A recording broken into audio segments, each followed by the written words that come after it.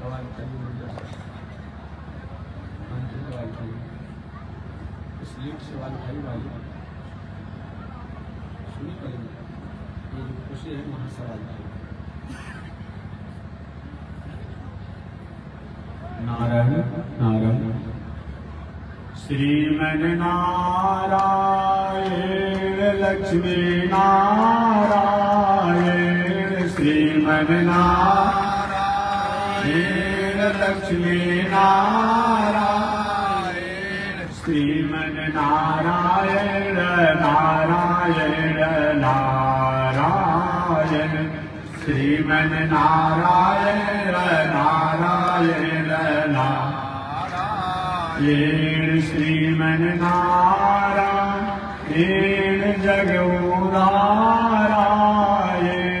श्रीमन नारायण जगोदारायण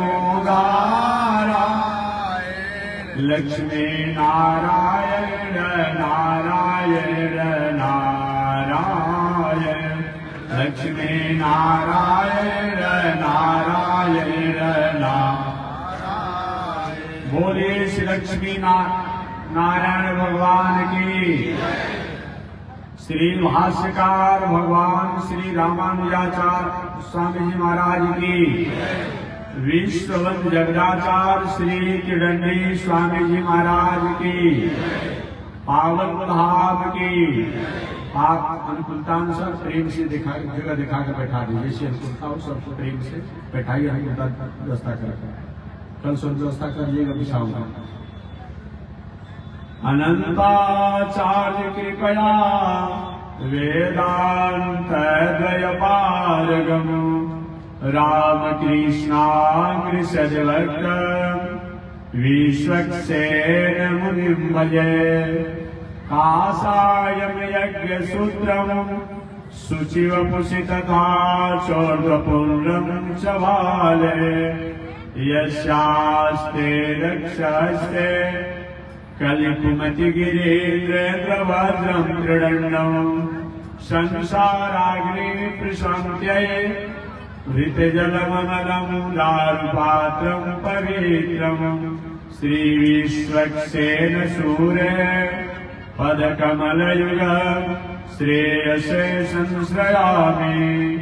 लक्ष्मीनाथ समारम्भा नाथयामुनमध्यमा अस्मदाचार्य पर्यन्तां वन्दे गुरो परम्परा।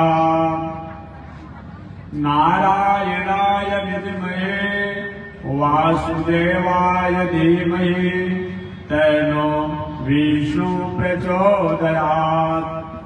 महालक्ष्म्यै च विद्महे विष्णुपत्न्यै च धीमहि तन्नो लक्ष्मी प्रचोदयात्। तन्नो लक्ष्मी प्रचोदयात्। थोड़ा सा बाबू और आवाज उठाइए लीड से। तो लीड से उठाइए। कहाँ लीड घुसे हैं? लीड जहाँ घुस वहाँ से उठाइए। लीड घुसे हैं छोटा उठाइए आवाज। आवाज पड़ रहा है। थोड़ा सा इसको बढ़ाइए। थोड़ा सा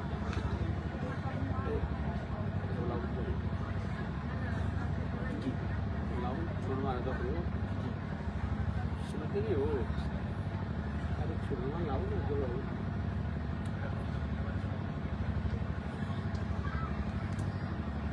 नारायण और आवाज कम कर दिए करते हो भाई तुम। ठीक है ना का कम कर देगा।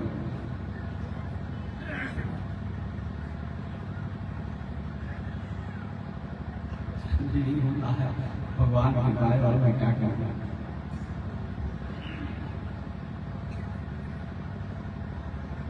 परमाराध्य श्री लक्ष्मी नारायण भगवान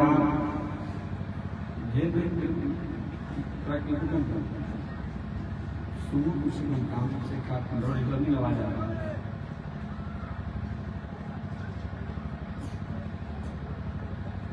परमाराध्य श्री लक्ष्मी नारायण भगवान प्रातः स्मरणीय पूज्य आचार्य सादा मत कीजिए, जो ठीक कीजिए, बैठो मत यहाँ पर, बैठ के जाते हुए समझ में आता है कुछ नहीं है।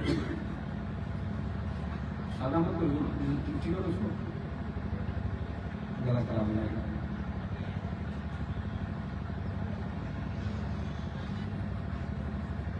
परमाराध्य श्री लक्ष्मी नारायण भगवान प्रातः स्मरणीय पूज्य आचार्य श्री के युगल चरणों में कोटिशः नमन।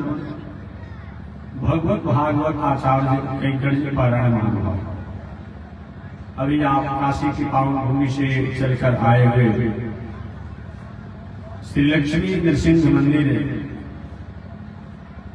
ज्वराज स्वामी जगत गुरु रामानुजाचार्य स्वामी मुक्तिनाथ जी महाराज द्वारा कथा श्रवण कर रहे थे। उनसे पहले कौल छपरा के महंत संजय जी द्वारा भी आप कथा श्रवण कर रहे थे। पावन कथा को पावन भूमि पर मैं निवेदन करते आ रहा हूं। पावन कथा प्रसंग अंतर्गत पिछले दिन मैंने निवेदन किया था, कथा केवल कहना और सुनना नहीं है, कथा केवल पढ़ना और पढ़ाना नहीं। पढ़ने को तो हम लोग बहुत कुछ पढ़ते रहते हैं, सुनने को तो हम लोग बहुत कुछ सुनते रहते हैं। कथा का मतलब जिन प्रसंग को सुनने के बाद, जिन घटना को सुनने के बाद, जिन इतिहास को सुनने के बाद, जिन आख्यान को सुनने के बाद हमारे भीतर, हमारे अंदर, हमारे दिल में, दिमाग में, मन में, बुद्धि में, चीज में, आहार में, व्यवहार में, स्वभाव में, संस्कृति में, उठन में, बैठन में, बोलन चालन में किसी प्रकार का, किसी कारण से दोष आ गया, वह दूर हो जाए, नष्ट हो जाए, इसी का नाम।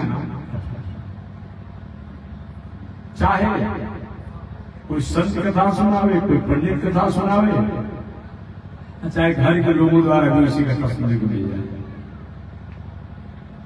तुलसीदास जी को ज्ञान पत्नी के उद्देश्य से हो गया, भले आप लोग नहीं हो रहा होगा आज जमाने में।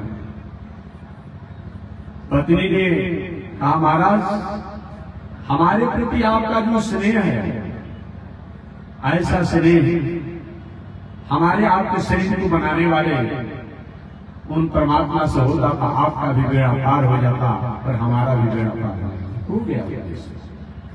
ये कोई जरूरी नहीं है कि पूरे वेद शास्त्र इतिहास पुराण को सुन लेंगे, पढ़ लेंगे तभी ज्ञान होगा।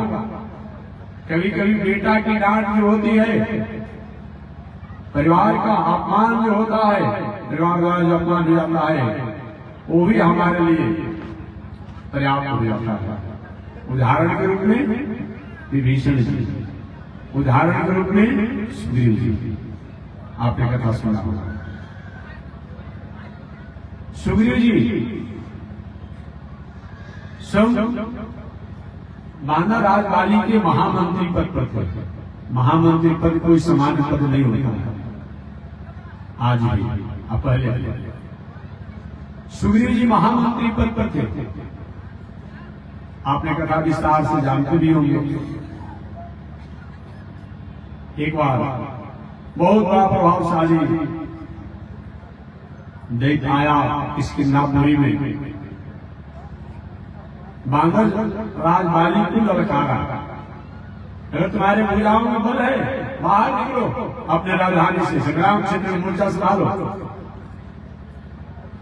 बांदर राज वाली निकले, मंत्री होने के नाते और भाई होने के नाते सुग्रीव जी निकले। एक ऐसे गुफा में ले गया, वह दैत्य बांदर राज वाली को, दुंदुभी नाम का ऐसा कुछ नाम था उसका। घोर संग्राम होते रह गए। जितना समय बांदर राज वाली द्वारा तय किया गया, उस समय अधिक हो गया। सुग्रीव जी विचार की हो सकता है दैत्य द्वारा मेरे भाई चले गए, लौट करके आ गए। आने के बाद थोड़ी प्रतीक्षा करनी चाहता था। कभी कभी हमारे जीवन में व्यवस्थाएं तो हो, सुविधाएं तो हो, उन व्यवस्था सुविधा का विवेक से कार्य नहीं लेते हैं, वह व्यवस्था कभी कभी हमारे लिए बोझ बन जाती है। महामंत्री पद पर थे सुग्रीव जी, इधर कथा में बांदरराज बाली के संग्राम हो ही रहा था, उनको मृत घोषित करके लौट किसी दापनी में आ गया। लेकिन कुछ दिनों की प्रतीक्षा करना चाहिए, एक अधिसूचना जारी करना चाहिए, एक अधिसूचना जारी करनी चाहिए। लेकिन उन्होंने क्या किया?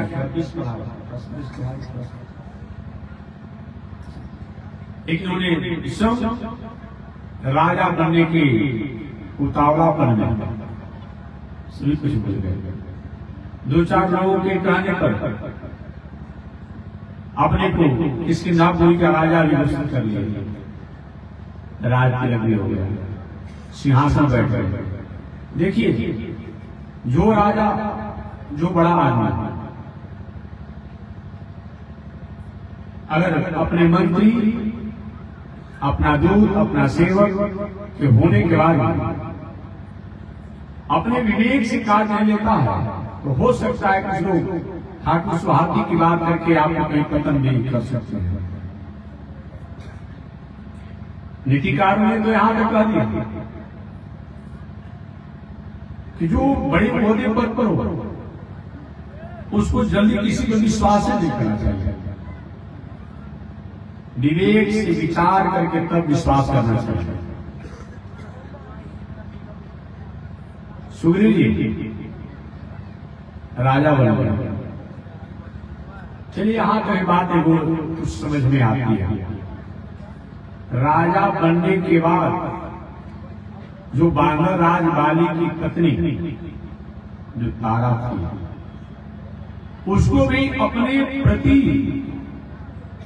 अपने लिए समर्पित कराना, यही सबसे बड़ी गलती हुई।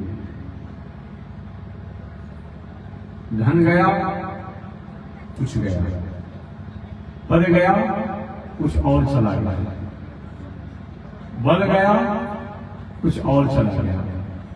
जहां नैतिकता चली गई वहां कुछ बचता ही नहीं है। इसलिए मानव जीवन में गरीबी कोई दोष नहीं है, जीवन में गरीबी आते जाते रहती है।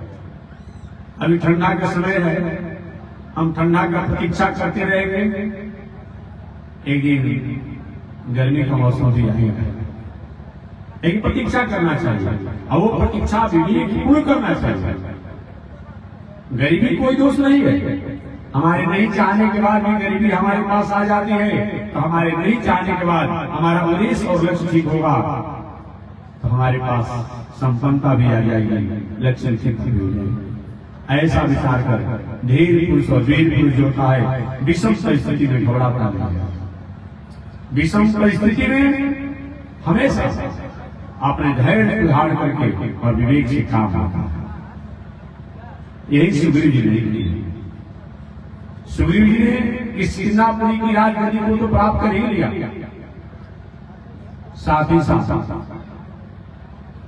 बांदरराज बाली की पत्नी तारा को भी अपने प्रति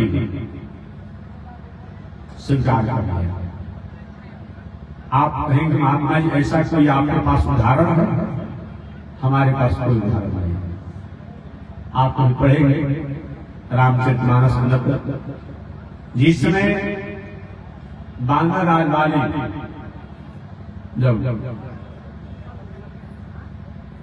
भगवान श्री राम से पूछा था के ही कारनाथ मुहि मारा बाली बैरी सुग्रीव, बांदरराज बाली ने भगवान से पूछा था आखिर हमको आपने मारा क्यों? ठीक है, रावण से तो आपका वैचारिक व्यवहारिक मतभेद रहा, कि हमने तो आपका कुछ बिगाड़ा नहीं। एक तो हमारी प्रजातियां भी जातियां भी अलग है, आखिर हमको आपने क्यों मारा? भगवान ने एक दफा लगाया कि देखो, जो बेटी, बहन, हुआ, मौसी, भाई की पत्नी, ऐसे व्यवहार की जो नारियां हैं, उनके प्रति अगर उनका कुभावना होता है, चंचल स्वभाव होता है, वो व्यक्ति दंड का अधिकारी होता है, तो तुमने अपने भाई सुग्रीव की पत्नी रूमा के साथ तुम्हारा चंचल व्यवहार था, भावनाएं तुम्हारी ठीक नहीं थी, उसको पत्नी रूप में तुमने वर्णन किया, इसीलिए तुम्हें मैं मारा। तो मानवराज वाले हमारे इसके चलते अगर हमको आपने मारा है, तो जो आचरण हमारे में सो कुचाल ही, आप रामचंद्र नाम से पढ़ेंगे, जो हमारे में आपने आरोप लगाया, यह कार्य तो पहले सुग्रीव कर चुका है, उसको आपने क्यों नहीं मारा? और कहा प्रभु एक तो चलन चातुरी मोर, ये तो हम बांधव जाति के हैं, ये तो हमारा पशु जाति के हैं, ये पशु पंछियों पर नियम लागू नहीं होता है, ये तो मनुष्यों के लिए नियम लागू होता है।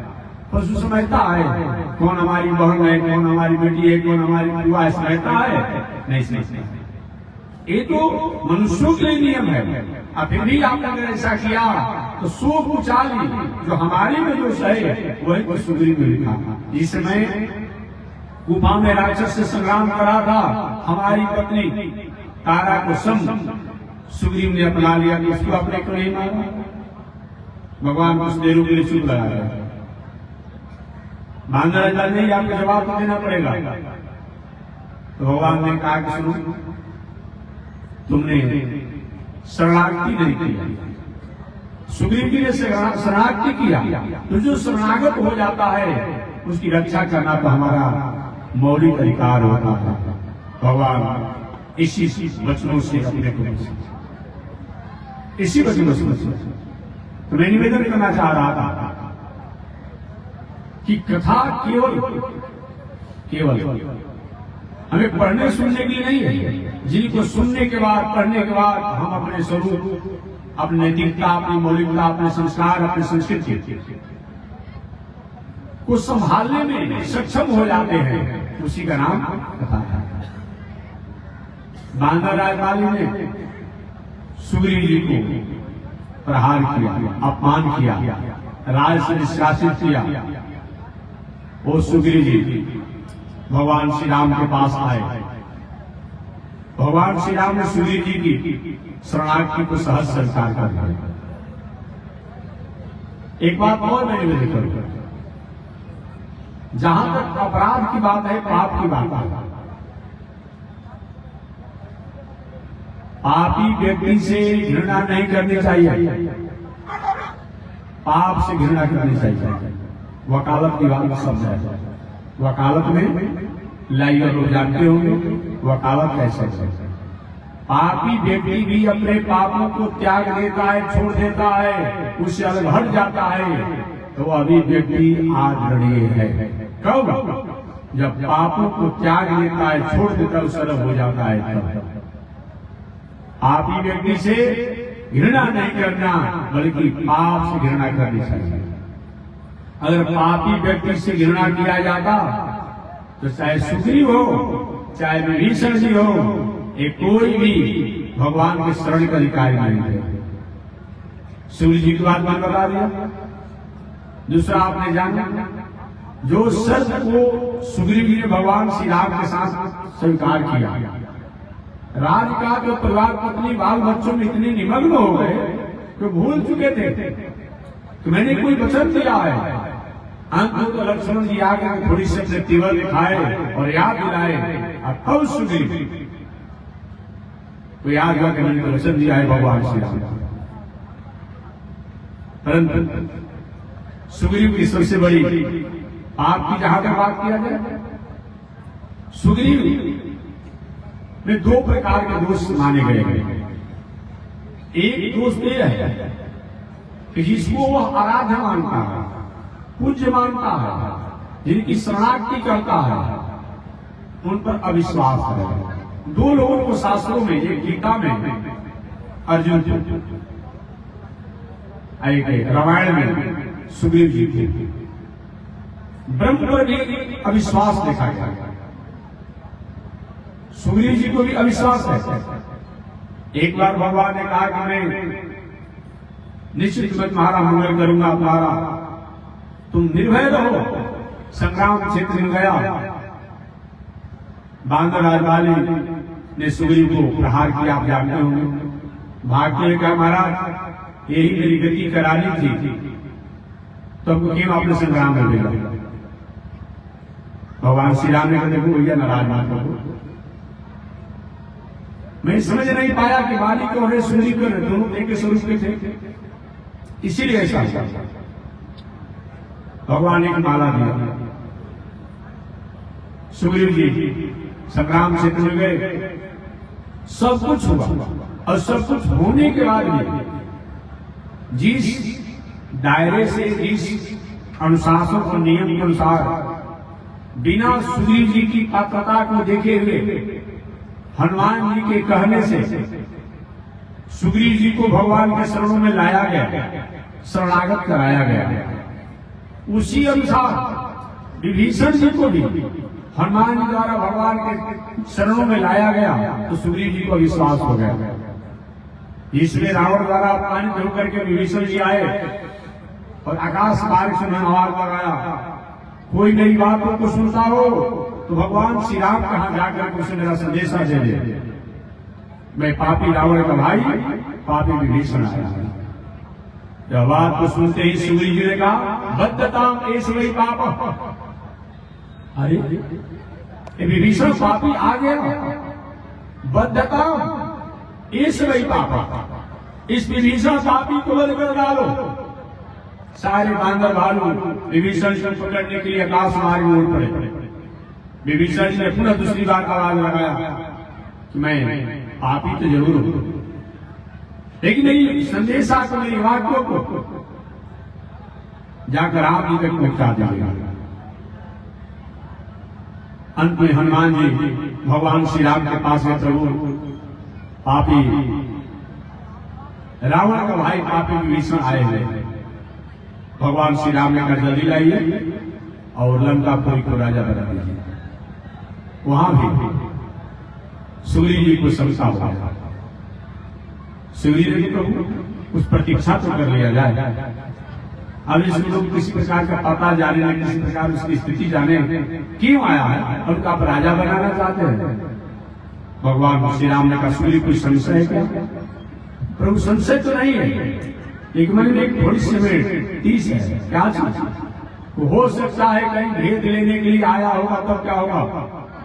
भगवान श्री राम बड़े जोर से हंसे, सुग्रीव भेद, भेद माने क्या होता है? रहस्य। भेद माने क्या होता है? गोपनीयता होता है। भेद माने क्या होता है? हमारे खामियों को जानना भी होता है। भगवान श्री राम ने कहा, सुग्रीव बताओ, हमारे और तुम्हारे भेद है? नहीं। हमारे में लक्ष्मण में भेद है? नहीं। हमारे में भरत में भेद है? नहीं। हमारे में अयोध्यावासी में भेद है? नहीं। हमारे में और जनकपुर वासियों में भेद है? नहीं। अगर हमारा भेद वो जान जाएगा, फिर दुनिया किसी का रह गई। बात सच्ची है। जब तक ब्रह्म के, ईश्वर के, परमात्मा के, भगवान के भेदों को हम नहीं जानते हैं, तभी तक हम दूसरे का बने हुए हैं। और जब तक हम भेद जान जाते हैं, ओम दिव्यो देव एको नारायण न ब्रह्मा नेसार, एकमात्र दिव्य देव अगर कोई है वह नारायण है, न ब्रह्मा नेसार, एक न कोई ब्रह्मा है, नेसार उनके मालिक है। इसी बातों को महर्षि वेदव्यास कहते हैं, आलोक्य सर्वशास्त्राणि विचार पुनः पुनः इदमेकं सुनिष्पन्नं ध्येयो नारायण सदा, गेयो नारायण सदा, प्रेयो नारायण सदा। यही भगवान का रास्ता। जब तक उनको हम जान नहीं पाते हैं, तभी तक उनसे हम अलग अलग। जो उनके भेद को जान लेता है वो फिर अब दुनिया के नहीं रहता है। आपने भगवान श्री राम और निषाद राज का प्रसंग सुना होगा, जिसमें भगवान श्री राम नदी पार कर रहे थे। भगवान श्री राम ने कहा, हे केवट, हमें नदी पार लगा दो अपनी नौका से। उस केवट ने कहा, महाराज आपका मर्म मैं जानता हूं, आपका मर्म मैं जानता हूं। अब यहां पर थोड़ा सा लक्ष्मण जी का केवट खड़ा हो गया। अरे भैया राम में कौन सी ऐसी कमी है, कौन सी ऐसी त्रुटि है, कौन सा ऐसा दोष है जो यह केवट कहते हैं मैं आपका मर्म जानता हूं। लक्ष्मण जी पुलिस ने आवेश में गए, केवट मुंह संभाल कर बोलो, पहचानता है कि नहीं पहचानता है? शेषावतार है, अंगरक्षक तो ऐसा ही होना चाहिए। शेषावतार है लक्ष्मण जी, संभाल कर बोलो, बताओ। इन ईश्वर के भेदों को जानने के लिए बड़े बड़े अमलात्मा विमलात्मा विश्वात्मा प्रवृत्ति के लोग बहुत दिनों तक साधना ध्यान करते हैं, तो उनके किसी शब्दों को जान पाते हैं, अपने भेद जान लिया। केवट भी ऐसा वैसा भक्त था नहीं। कहे लक्ष्मण जी केवट मत हुए, आंख मत दिखाइए। एक जमाना था जब मैं आपने आंख के तेवर को मैं सहन करता था, मैं बर्दाश्त नहीं करूंगा। भगवान से मैं कहीं लोगों से बोला कि यही होगा। अभी हमारा ही भेद के बारे में आपके बारे में बता रहा है। मानो कहना था केवट, लक्ष्मण जी जिस समय भगवान जब शेष साई भगवान के रूप में थे, शांताकारम भुजगशयनम पद्मनाभम सुरेशम विश्वाधारम, जब भगवान थे उस समय आप शमशेष के रूप में थे और मैं कच्छप के रूप में था, कछुआ के रूप में था। मैं भगवान के चरणों के पास आता, फुफकारने लगते, हमको नजीक नहीं पहुंचने देते थे। आज आप लोग नहीं पाएंगे, आज मेरा मौका है। वही था उसमें हमको आपने रोक डाला, लेकिन आज आप रोक नहीं पाएंगे। आगे भगवान श्री राम ने केवट बताओ कौन सा तुम हमारा भेद जानते हो? भेद माने रहस्य होता है, भेद माने तत्व होता है। केवट ने कहा, प्रभु ये दुनिया के लोग जाने या न जाने, मैं आपका यही भेद जानता हूं कि आप लीला करने के लिए, दुनिया को दिखाने के लिए ही आप राजकुमार बने हुए हैं, ये जंगलों में घूम रहे हैं, न था आपको क्या लेना है। आपको भेद भी मैं जानता हूं, आपके भिंडी विलास के थोड़ी सी तिरछे होने पर दुनिया जो है महाप्रलय हो जाती है। आपका भिंडी विलास जो थोड़ा सा संतुलित होता है तो दुनिया का मंगल हो जाता है, और आपका भिंडी विलास थोड़ी सी आप पर समेटते हैं तो दुनिया में कुछ बचता ही नहीं है। मैं इस भेद भी जानता हूं और जो मैं भेद भी जानता हूं, आप वही हैं जो वेद जो आपको नेति नेति कह करके बखान करता है, वह साक्षात वेद का आकार रूप में, प्रकार रूप में, स्वरूप रूप में आप इस संसार में आए हुए हैं। प्रभु मैं आपको जानता हूं। एक भगवान श्री राम ने कहा, सुग्रीव जी ये विभीषण मेरा भेद क्या जानना चाहते हैं? प्रभु रहस्य जानना चाहते हैं कि इन्हों में क्या भेद है। भगवान ने कहा, चलिए मैं मान लूंगा। आखिर भेद जानकर विभीषण करेंगे क्या? जहां भेद होगा वही नहीं तो भेद जानेगा, और जहां भेद होगा ही नहीं तो क्या कोई जानेगा? अरे दो भाई में आपसी कहीं भेद न हो और सारा गांव ही अगर भेद जानना चाहे तो क्या उसे बिगड़ने वाला? हम छुपा करके ही रखें, लेकिन हमारा भीतर भेद बना हुआ हो तो नहीं भी जनाएंगे तो क्या भेद हुआ विस्फोट हुए बिना रहेगा? भगवान श्री राम नहीं, मैं तो विष्णु जी को राजा बनाऊंगा। सूर्य जी ने, मैं कहना चाह रहा हूं जिनको वो जनाना चाहे वही उनको जान पाता है, और उनको वो परमात्मा जिसको नहीं जानाना चाहता है वो पास में रह करके कभी कभी नहीं जान पाता है। और समझ कर लिए, लेकिन भगवान पर अविश्वास नहीं है उनको। पहले प्रभु अगर आप राजा बनाना चाहते हैं इनको लंका पूरी कर। और कहीं रावण भी आ जाएगा क्षमा मांगे तब तक करेंगे। भगवान श्री राम ने कहा सुग्रीव एक तो रावण आएगा, कुछ ऐसे दुनिया में लोग होते हैं जो टुकड़ा टुकड़ा हो जाएंगे, बर्बाद हो जाएंगे, लेकिन सतपथ पर नहीं आएंगे। एक हास्यमय पौराणिक कथा से इसकी पुष्टि करके तब मैं आगे प्रसंग प्रवेश करूंगा। एक बार नारद जी दुनिया में घूम रहे थे और दुनिया में घूमते हुए नारद जी देखिए सारे दुनिया के लोग परेशान हैं। गरीब इसलिए परेशान है कि सुबह खा रहे तो साथ में ठिकाना नहीं है, कैसे 2 रुपया जुटाए। अमीर इसलिए परेशान है कि आखिर इसको रखे तो कहां रखे, दोनों परेशान। गरीब कहां से लाए कैसे रखे इसके लिए परेशान है, और अमीर इसको कहां हम रखें कि कोई न जाने इसे परेशान है।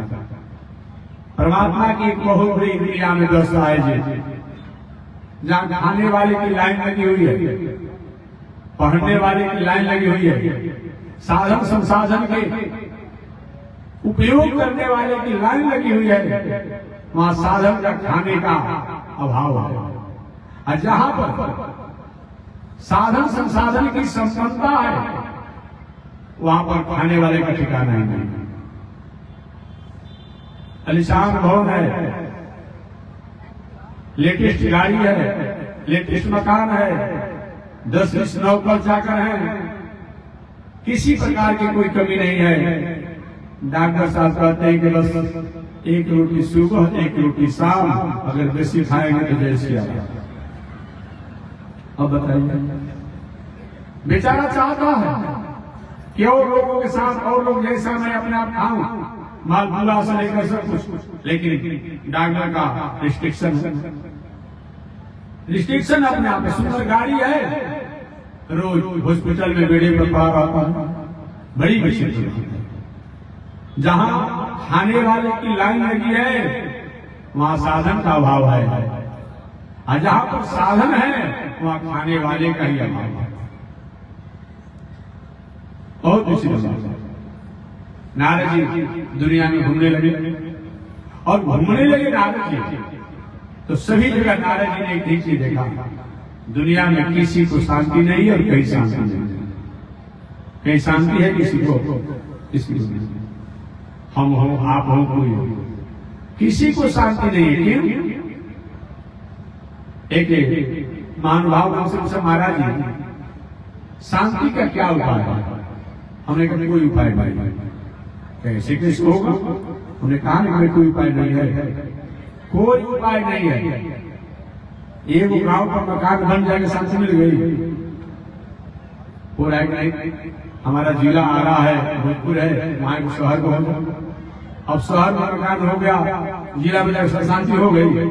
एक मिशनरी में हो जाए, एक प्रदेश में हो जाए, एक देश में हो जाए, एक विदेश में हो जाए, वान की इच्छाएं आ जाए। मनोरथा नाम न समापे, मनोरथ की कभी समापन नहीं होती है। एक मनोरथ पूरा होता है, दूसरा मनोरथ आ जाता है। कहा किसी को शांति है? शांति नहीं है। तो हमारा कोई तो उपाय होगा। हमने कहा बस एक ही उपाय है। वो कौन सा उपाय? उसमें महात्मा जी कहेंगे हनुमान जैसे का पाठ कर लीजिए, दुर्गा सरस्वती का पाठ कर लीजिए, या तो रुद्राभिषेक करा लीजिए, महामंत्र करा लीजिए, शांति मिल जाएगी। ऐसा होगा? कहीं अयोध्या चले जाइए, कहीं मथुरा चले जाइए, ठीक है, ये प्रक्रियाएं हैं जीवन की शांति के, ये प्रक्रियाएं हैं। लेकिन ये सब करने से शांति मिल ही जाएगी, आनंद मिल ही जाएगा, ऐसी बात नहीं। प्रक्रिया तो होनी चाहिए, लेकिन प्रक्रियाएं हमें यात्रा करने के लिए रोड है, गाड़ी है, लेकिन गाड़ी और रोड के बाद हम यात्रा कर ही पाएंगे कि बीच में रुक जाएंगे, क्या होगा? ये हमारा आपका निर्णय है। प्रक्रियाएं है, होनी चाहिए, ये होना चाहिए अपने आप में। तो मैं निवेदन करना चाह रहा था कि शांति करने का एक ही उपाय है आकांक्षाओं पर, इच्छाओं का निरोध एकमात्र उपाय है। एकमात्र ही शांति का उपाय है। चाहना, इच्छा को संयम करना, निरोध करना, यही है। भगवान ने मान पूरा दे दिया, आनंद आनंद है। गाड़ी है, आनंद आनंद है। घर है, आनंद आनंद है। मकान दलान है, आनंद है। गांव हो, शहर हो, बाहर हो, लेकिन इसके लिए आकांक्षा नहीं करना। बेटा आदर से प्रणाम करता है, ठीक है, और नहीं करता है, ठीक है। कितने इतना पढ़ाया लिखाया सब किया, आज बेटा को हमसे बातें नहीं करता। अब इसी सोच में शांत हो गए, इसी सोच में काहे नहीं करता है। बहू क्यों नहीं आदर करती है, क्या चिंता में, आप अपना कर्म कीजिए ना। शांति शांति है, शांति शांति। एक बार इच्छा, मैं इसी बातें करता हूं, इच्छा का निरोध, इच्छा का संयम, इच्छा की संतुलन, ये मानव जीवन की शांति का कारण है। बाकी और दुनिया में कोई नहीं है। जहां ले चलोगे वहीं मैं चलूंगा, जैसे रखो ना तो वैसे। प्रभु आपकी कृपा से सब काम हो रहा है, करते हो कन्हैया मेरा नाम हो रहा है। अगर व्यवस्था हो, आनंद है। एक बार एक 3 गृहस्थ संत थे, गृहस्थ आश्रम में। एक गृहस्थ संत ने अपने मित्र ठीक ठाक हो, एक ठीक क्या है, मेरी पत्नी चली गई। भगवान ने हमारे ऊपर बहुत बड़ी कृपा किया। एक पत्नी होती तो उसके शरीर में फंसे रहते, चली गई। अब भजन भाव, समाज की सेवा करने में अच्छा मौका मिलता है, और उसी भगवान को कृपा मांगी। दूसरे मित्र थे, भाई आपका क्या समाचार है? कहे कि हमारी पत्नी जो है बहुत बड़ी कर्कश स्वभाव की झगड़ालू है। तो भगवान ने बहुत बड़ा कृपा किया है। अगर वो झगड़ालू नहीं होती तो उसी में हम आसक्त रहते। कम से कम झगड़ा के भय से हम बस प्रसाद पाने के लिए सोने के लिए आते हैं, बाकी समय बाहर ही निकाल देते हैं। तीसरे मित्र थे, भाई आपका क्या समाचार है? उन्हें कहा हमारी जैसा मैं हूँ वैसा हमारी पत्नी धार्मिक है, हम दोनों जो है अच्छे तरीका से जीवन जीते हैं। इन तीनों परिस्थितियों में अपने जीवन जीते। अगर परिवार में किसी प्रकार की समस्या हो, तभी मैंने भगवान ने बहुत बड़ी कृपा किया। एक परिवार अच्छा हो, तभी भगवान ने बहुत बड़ी कृपा किया। अपने परिवार से मुख मोड़ लिया गया हो किसी कारण से, भगवान की कृपा मान करके तीनों परिस्थितियों में इच्छा का निरोध ही मानव जीवन की शांति का कारण है। और बाकी किताब, पूजा पाठ, यज्ञ, दान, तीर्थ, व्रत ये होना चाहिए, लेकिन इससे शांति नहीं मिलती। शांति अगर केवल मंदिर में जाने से मिलती तो मैं पूछना चाहता हूँ, मंदिर के पुजारी को तो अशांति नहीं होनी चाहिए, नहीं होनी चाहिए। किसी पुजारी से किसी जाकर शांत है, महंत को शांत नहीं होना चाहिए। क्यों? भले वो पुजारी हैं, मंदिर की पूजा करते हैं, शांताकार मुझे विषय तो जरूर हो रहा है, लेकिन मन में तो अशांति है। ये हो जाता है, ये हो जाता है, ये हो जाता है, ये हो जाता, इससे शांति का एकमात्र शांति कारण है इच्छा निरोध। जैसे भी परमात्मा रखे, सीताराम सीताराम सीताराम कहिए, जाहि विधि राखे राम, ताहि विधि मुख में हो राम नाम, राम सेवा हाथ में, तुम अकेला नहीं प्यारे, राम तेरे फल आस त्याग सब, फल आस त्याग सब, काम करते रहिए, सीताराम सीताराम सीताराम। कर्म तो हम करेंगे, कर्म हम करेंगे, लेकिन कर्म करते समय अब ये नहीं कि अब आपने खेती किया या व्यापार किया, मन में कामना कर लिया कि इस बार 5 लाख 10 लाख कहीं फायदा हो जाएगा, कहीं जमीन ले लेंगे, कहीं मकान जुड़वा लेंगे, उस अनुसार इच्छा अपने कामना किया, नहीं हुआ तब अशांति का कारण हो जाएगा। तो कर्म कीजिए, फायदा 5 लाख हो 10 लाख हो, मकान बनवा लीजिएगा। कर्म करना चाहिए, लेकिन कर्म करते समय अपनी औकात, अपनी सीमा से अधिक जो हम कामना कर देते हैं, यही क्या है हमारी अशांति का कारण, यही अशांति का कारण है। नारद महाराज पूरी दुनिया में घूमने लगे, और घूमने लगे नारद महाराज तो चारों तरफ अशांति ही अशांति देखा।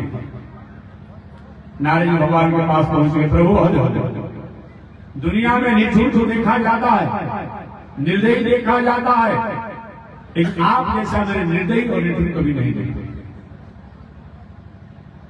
भगवान के नारद, क्या कोई बहुत हमारे द्वारा गलती हो गई है? क्या तुमको गाली दे रहे हो? तुमको गाली क्यों दे रहे हो?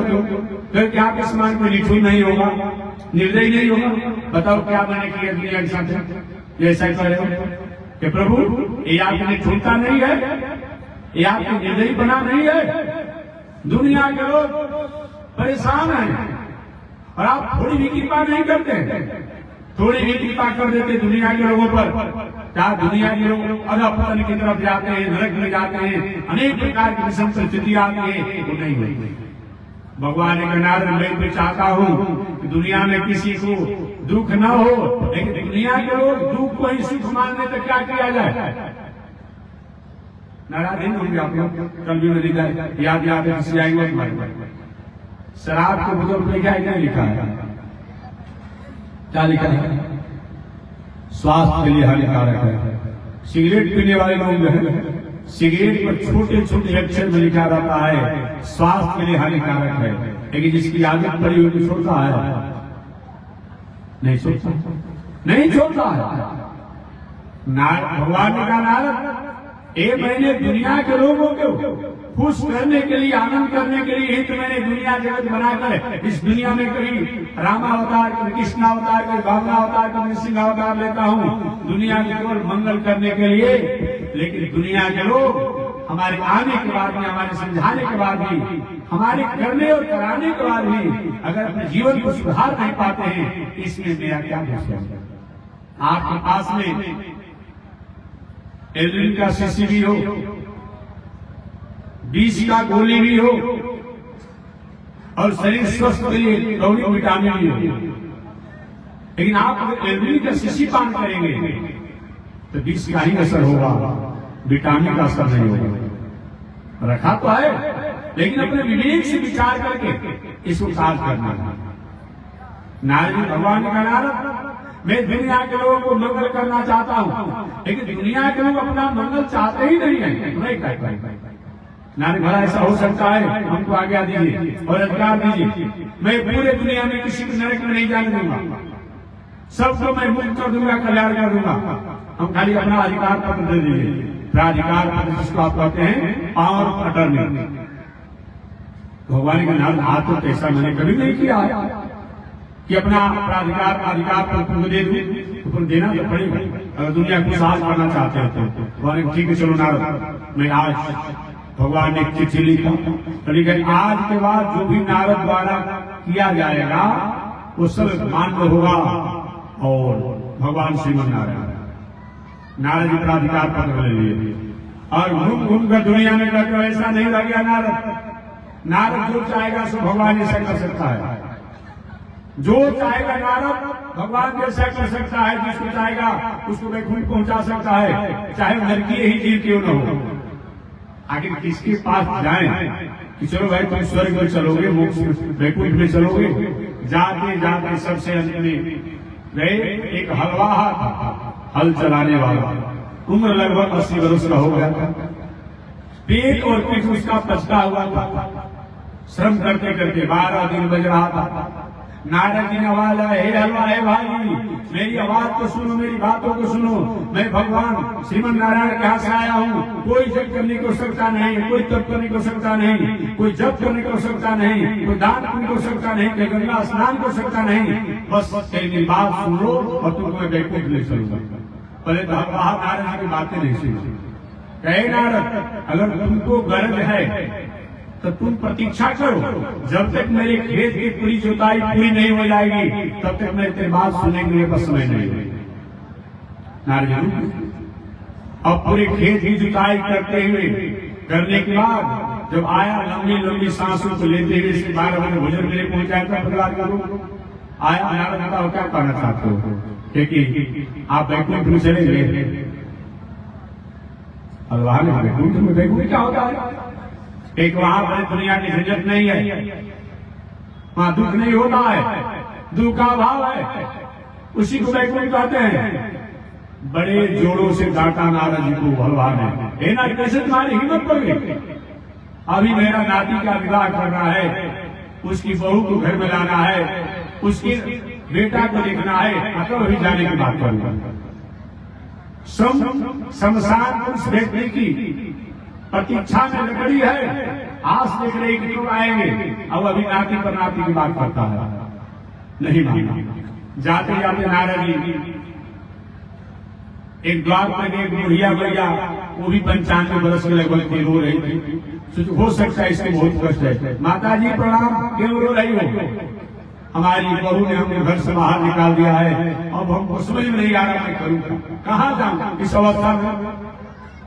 नारद ने कहा ठीक है बैकुंठ चलोगी, कोई भय हो सकता नहीं है। वो बुढ़िया पलट गई, उलट गई। अरे नारद कैसे तुमने बात कहा बैकुंठ में जाने की? तुम्हारा बाप दादा बैकुंठ में जा, हम बैकुंठ में जाएंगे।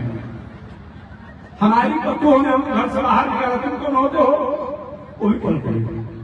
एक केवल नारद जी कथा नहीं है, ये दुनिया में लोग होते होगा व्यवहार एक छोड़ता है जी, ज्ञान ज्ञान होता है किसी को। आगे बढ़े, आगे बढ़ने के बाद नारद महाराज एक सुकरी, जो ग्रामीण सुकरी, जो ग्रामीण गंदगी को खाती है, उसके बच्चे दूध पी रहे थे, गंदगी में लुटी थी। नारद इसको बहुत कष्ट है, एक तो गंदा खाती है, गंदे मिट्टी जल में लिपटी रहती है, बहुत कष्ट है। उसकी भाषा में नारद जी ने बोला कि तुम चलोगी बैकुंठ में? उस सुकरी ने कहा बैकुंठ में होता क्या है? तो नारद ने कहा वहां पर गंगा भोजन और गंगा आवास नहीं मिलेगा। सुकरी का तुम्हारे बैकुंठ में आग लग जाएगा, जहां पर एक गंगा भोजन नहीं होगा और जहां पर एक गंगा अपना निवास नहीं है, वहां जाकर क्या करोगे? वो भी मना कर दिया। आगे जाते जाते नारद जी गांव में गए, वो नास्तिक व्यक्ति था, जीवन भर गांव में उपद्रव ही करता था। नारद जी भैया जो तुमने किया है सो किया है, लेकिन केवल तुम एक बार राम कह दो, नारायण कह दो, कृष्ण कह दो, तुम्हारा सब पाप मैं माफ कर दूंगा और तुम्हें बैकुंठ में ले चलूंगा। उस नास्तिक ने नारद सुनो, टुकड़ा टुकड़ा कर जाऊंगा, बर्बाद हो जाऊंगा, बोटी बोटी कट जाऊंगा, लेकिन राम नहीं कहूंगा। ऐसे भी दुनिया में लोग हैं, सारी विषम परिस्थितियों को होने के बाद भी कभी भी अच्छे मार्गों पर जाना नहीं चाहते हैं। इसमें भगवान का क्या दोष है? क्या दोष है? भगवान कहते हैं मैंने मानुष जन्म तुमको हीरा दिया, धातु गवाए तो मैं क्या करूं? दूध दही ने वादिष्टान पैदा किया, फिर भी मांस खाए तो मैं क्या करूं? भगवान का क्या दोष है इसमें? तो मैं निवेदन करना चाह रहा था कि सुग्रीव जी महाराज ने विभीषण जी से कहा है, भगवान श्री राम से कहा, प्रभु आप विभीषण जी को राजा तो बनाना चाहते हैं लंकापुरी का, अभी संग्राम नहीं हुआ, और संग्राम में कौन हारेगा कौन जीतेगा, कौन मरेगा कौन जिएगा? आपने घोषणा कर दिया विभीषण जी को लंकापुरी का राजा बनाने का। अगर कहीं हो सकता है संग्राम में हम हार जाएंगे तो तब क्या होगा? या संग्राम होने की नौबत न आवे और रावण आकर सब क्षमा मांग ले तब क्या होगा? जैसे विभीषण आ गए तब क्या करेंगे? भगवान श्री राम ने हंस के कहा, सुग्रीव मैंने जब कह दिया कि विभीषण को राजा बनाना है तो बनाना। जहां तक तुम्हारी बात है कि अगर कहीं हम संग्राम में हार गए तब क्या होगा? अगर हम संग्राम में हार जाएंगे तो जाकर के भैया भरत से मैं क्योंकि भैया मैंने वचन दिया है तुम भी इस अयोध्या गदी को त्याग करके और इस अयोध्या की गदी पर सुग्रीव विभीषण जी को बैठा दो, राजा बना दो। इसलिए विभीषण जी तो राजा बनेंगे, चाहे वह रावण शरणागत हो जाए। अगर कहीं रावण मारा जाता है तो विभीषण जी लंकापुरी के राजा बनना ही है। ये भगवान ऐसे भगवान मैं निवेदन करना चाहता हूँ कि भगवान जिसको अपनाना चाहे, जिसको स्वीकार करना चाहे, चाहे वो व्यक्ति की पात्रता हो या योग्यता हो या नहीं हो, वो व्यक्ति को परमात्मा कृपा करते हैं। इसलिए एक कथा केवल मानवीय जीवन का, ये केवल कहने और सुनने के लिए नहीं है। जिस प्रसंग को सुनने से, जिस आख्यान को सुनने से, जिस कथा को सुनने से, जिस घटना को सुनने से, जिस इतिहास को सुनने से हमारे जीवन में, जीवन के व्यवहार में किसी प्रकार की त्रुटियां जो है, किसी प्रकार का विकार जो है, किसी प्रकार का दोष जो है, वो हमेशा हमेशा के लिए दूर हो जाए और सतपथ पर हम चलने के लिए अधिकारी हो जाए, उसी का नाम ब्रह्मा जी। कल प्रसंग बस मैंने बताया था, ब्रह्मा जी सृष्टि के प्रारंभ में इस कथा के द्वारा ही अपने स्वरूप को जाना, प्रकृति को जाना और प्रकृति पुरुष को जाना, कथा के द्वारा। ब्रह्मा जी प्रकट होने के बाद बहुत दिनों तक कमल के पुष्पों पर बैठे रहे और अपना कारण जानना चाहे, मैं कौन हूं, मैं कहां से आया हूं, मैं क्यों आया हूं, हमें क्या करना चाहिए। मानव जीवन में 5 तत्वों को जानना चाहिए। अर्थ पंचक तत्व क्या, तत्वत्रय समन्विता, पंच संस्कार संपन्ना एवं भागवता संसा। सबसे पहले तो अपने बारे में जानना चाहिए। मैं खाता हूं, मैं पीता हूं, मैं जाता हूं, मेरा मकान, मेरा दलाल, मेरा घर, मेरा परिवार, आखिर मैं कौन हूं? क्या मैं शरीर हूं? अगर हम शरीर होते तो घर में तो लाश पड़ा रहता है, भाई का, पत्नी का, पिता का, बाबा का, रोते किसके लिए है, किसके लिए रोते हैं? इससे मालूम पड़ता है कि केवल हम शरीर नहीं हैं, आखिर हम हैं कौन? इस शरीर के भीतर एक ऐसा सत्ता है जो जिसके लिए हम रोते हैं। मैं कौन हूं? वेद भगवान कहते हैं, उपनिषद में कहा गया है, ब्रह्मदासा ब्रह्मदासा ब्रह्मदासा। हम ईश्वर के, परमात्मा के दास हैं, भक्त हैं, यही बताया अपने बारे में जानना। केवल मैं इस शरीर नहीं है। हमारे बारे में कौन है? वो पर स्वरूप को भी जानना, उनको परम परम परमात्मा कहते हैं, ईश्वर। ईश्वर का मतलब क्या होता है? भगवान किसे कहते हैं? आज तो कुछ लोग ऐसे हैं जो ईश्वर भगवान बन जा रहा है, कुछ लोग कहते भगवान को मानते ही नहीं है। कोई कहते हैं हमारे भगवान होते होते है क्या? लोग कहता है आज भगवान नहीं होते दुनिया को कौन बनाया है? ये दुनिया को बनाया कौन है? ये है दुनिया बनाने वाले, क्या तुम्हारे मन में समाई और काहे भी तुमने दुनिया बनाई। हमेशा मैं निवेदन करता हूं, आपने मोर के पंखों को देखा होगा, देखे होंगे? एक बार प्रिंटिंग कर दिया है उसने, कभी भी शाइनिंग जाती नहीं है। कौन किया है? किसी वैज्ञानिक ने किया है, किसी इंजीनियर ने किया है? कौन किया? जो करने वाला है, जो प्रकृति को सजाने वाला है, संवारने वाला है, उन्हीं को तो प्रकृति पुरुष नारायण कहते हैं, वही है। कभी आपने कोयल को देखा होगा, सुना होगा? जब कोयल बोलती है तो मालूम पड़ता है कि उसके मुख से कहीं मिश्री घोला हुआ आवाज मीठा आता है। वह ट्रेबल और बेस किसने दिया है? यहाँ तो माइक में ट्रेबल और बेस बिगाड़ दिया जाता है, बनता है, लेकिन वहाँ ट्रेबल और बेस कोयल के गले में किसने दिया है? कोई है देने वाला? तो वैज्ञानिक तो दिए नहीं है, इंजीनियर तो दिए नहीं है, इसका तो किसने आविष्कार नहीं किया है? कौन किया है? कारण से भी कर्ता को माना जाता है, कारण से भी कर्ता को माना जाता है, और अनुमान से भी कर्ता को माना जाता है। याद रखिए, कारण से भी कर्ता को माना जाता है, कारण से भी कर्ता को माना जाता है, अनुमान से भी कर्ता को माना जाता है। जब कोई वस्तु है तो वस्तु को बनाने वाला भी कोई न कोई होगा।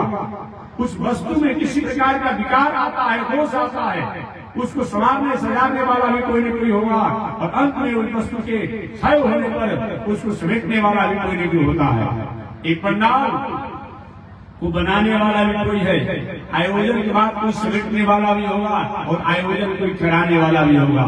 कोई कहे हम आयोजन को तो मानते हैं, कोई तो कहे हम आयोजन को तो मानते हैं, लेकिन आयोजक को नहीं मानते हैं। ऐसा होगा क्या? जब आयोजन है तो कोई न कोई आयोजक व्यक्ति होगा, आज जब व्यक्ति होगा तो कहीं उसका आकार होगा। ये दुनिया है, ये दुनिया को बनाने वाला भी कोई न कोई होगा। इसलिए बताया गया है कि काल से भी, कारण से भी और अनुमान से भी कर्ता का अनुभूति किया जाता है। जब दुनिया है तो दुनिया को बनाने वाला भी कोई न कोई होगा। ये बताया गया। ब्रह्मा जी अपना कारण जानना चाहता, आखिर मैं कौन हूं, मैं कहां से आया हूं, मैं क्यों आया हूं, मैं कैसे आया हूं, मैं किसके लिए आया हूं। ये ब्रह्मा जी बहुत दिनों से विचार करते रहे। अंत में आवाज आया तो पहले आप तप करिए और तप करेंगे तो आपको ज्ञान होगा। तप माने क्या होता है? कर्म। तप माने करेंगे तब तक हमें प्रबोध नहीं होता है, ज्ञान नहीं होता है, प्रकाश नहीं होता है, प्रशस्त मार्गों में अधिकारी हम नहीं होते हैं। इसलिए कल भी मैंने कहा था कि कर्म ही हमारी जननी है, कर्म ही हमारा माता, कर्म ही हमारा पिता, कर्म ही हमारा गुरु, कर्म ही हमारा भगवान और कर्म ही हमारा भाग्य, कर्म ही हमारा भविष्य, सब कुछ कर्म ही है।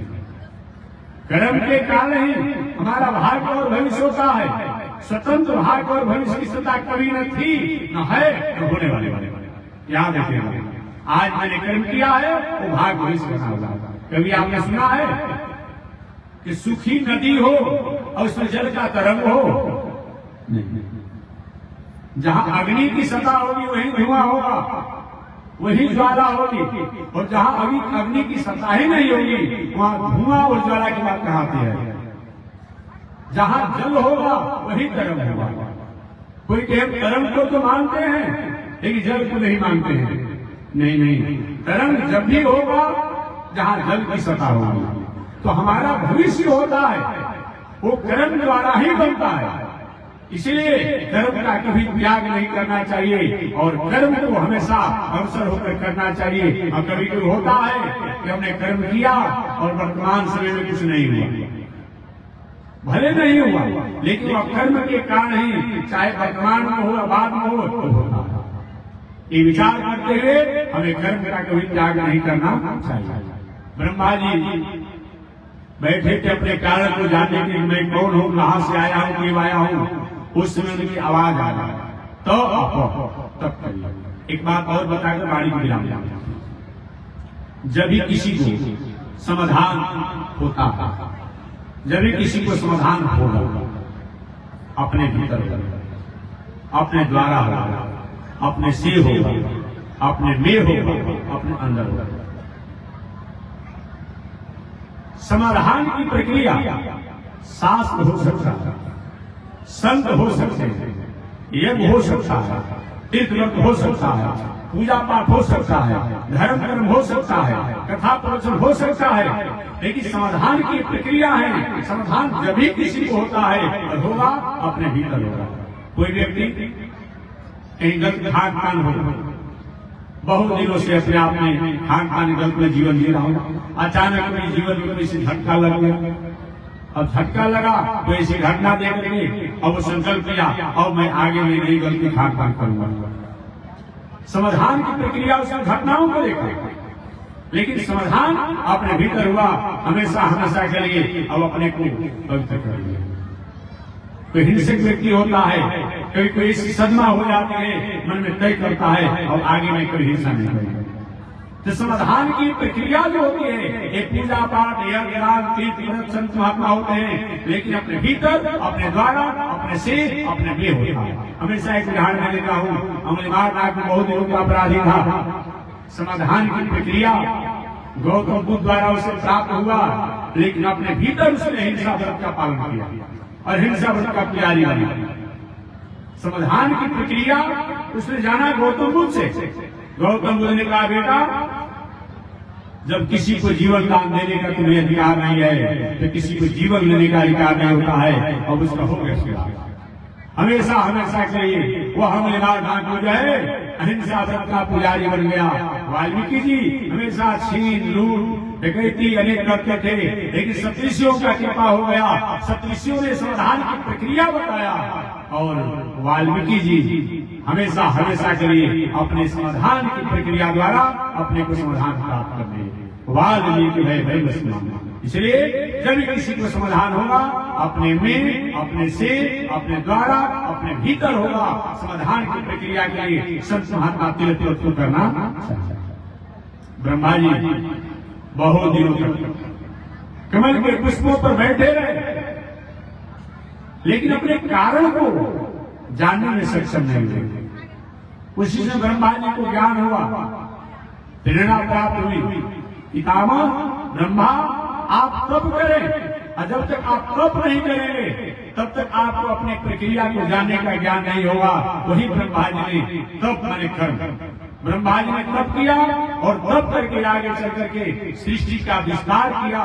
तो कैसे ब्रह्मा जी ने सृष्टि का विस्तार किया, इस शेष चर्चा अगले दिन में निवेदन करूंगा। आज इसी के साथ वाणी मिला। एक बार भगवान का नाम श्रीमन नारायण लक्ष्मी नारायण, श्रीमन नारायण लक्ष्मी नारायण, श्रीमन नारायण नारायण नारायण, श्रीमन नारायण नारायण नारायण। आग लगे आकाश में बरसन लगे अंगारो, आग आकाश में बरसन लगे। संत नहीं होते जग में तो जलमरता संसार हो, संत नहीं होते जग में। श्रीमन नारायण नारायण नारायण, श्रीमन नारायण नारायण नारायण। तैनी देखी रघुनाथ ये हमारे योरिया, तैनी देखी रघुनाथ ये हमारे योरिया, तैनी ताकी रघुनाथ जी हमारे योरिया, तैनी ताकी रघुनाथ जी हमारे योरिया, तैनी ताकी रघुनाथ जी हमारे योरिया। श्रीमन नारायण नारायण नारायण, श्रीमन नारायण नारायण नारायण, लक्ष्मी नारायण नारायण नारायण, लक्ष्मी नारायण नारायण नारायण। बोलिए श्री लक्ष्मी नारायण भगवान की, भास्कर भगवान रामानुजाचार्य स्वामी महाराज की, विश्ववत जगदाचार्य श्री त्रिदंडी स्वामी जी महाराज की, श्री त्रिदंडी स्वामी जी महाराज की पावन धाम की, पावन भाव की, पावन स्थल की, पावन महोत्सव की। जय जय श्री सीताराम, जय जय श्री राधेश्याम, जय जय श्री श्रीमन नारायण, जय जय श्री भास्कर, जय जय श्री रामानुजाचार्य। हरि ओम। शांति शांति शांति।